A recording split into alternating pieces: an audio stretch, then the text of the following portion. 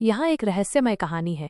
शहर के बाहरी इलाके में घने जंगल के बीच एक परित्यक्त हवेली खड़ी थी। स्थानीय लोग उसे भूतिया बंगला कहते थे और सूर्यास्त के बाद उसके पास जाने की हिम्मत किसी में नहीं थी। कहानियां घूमती थीं कि बरसों पहले हवेली में रहने वाला एक धनी परिवार रहस्यमय परिस्थितियों में गायब हो गया था और उनकी आत्माएं आज भी दीवारों के भीतर भटकती हैं।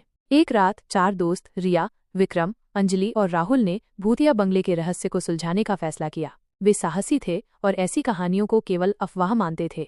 टॉर्च और कैमरे से लैस होकर वे अंधेरे जंगल में दाखिल हुए और हवेली के जंग लगे लोहे के गेट तक पहुंचे। हवेली भयानक दिख रही थी। खिड़कियां टूटी हुई थीं, दीवारें उखड़ी हुई थीं और हर तरफ सन्नाटा पसरा हुआ था। हिम्मत करके उन्होंने भारी लकड़ी का दरवाजा खोला और अंदर प्रवेश किया। अंदर का दृश्य और भी भयानक था। धूल और मकड़ी के जाले हर जगह थे। फर्नीचर अस्त व्यस्त पड़ा था, मानो किसी ने जल्दबाजी में सब कुछ छोड़ दिया हो। जैसे ही वे आगे बढ़े, उन्हें अजीब आवाजें सुनाई देने लगीं, धीमी फुसफुसाहटें, फर्श पर कदमों की आहट और दूर कहीं किसी के रोने की आवाज। रिया डर गई थी, लेकिन विक्रम ने उसे ढांढस बंधाया। वे हवेली के अलग अलग कमरों में गए। एक कमरे में उन्हें एक पुरानी डायरी मिली। डायरी हवेली के मालिक राजेश्वर सिंह की थी। पन्नों को पढ़ने पर उन्हें पता चला कि राजेश्वर सिंह एक गुप्त तहखाने की खोज कर रहे थे, जहां उन्होंने बेशकीमती खजाना छिपा रखा था। आखिरी पन्ने पर उन्होंने लिखा था कि उन्हें तहखाने का रास्ता मिल गया है, लेकिन उसके बाद कुछ भी नहीं लिखा था।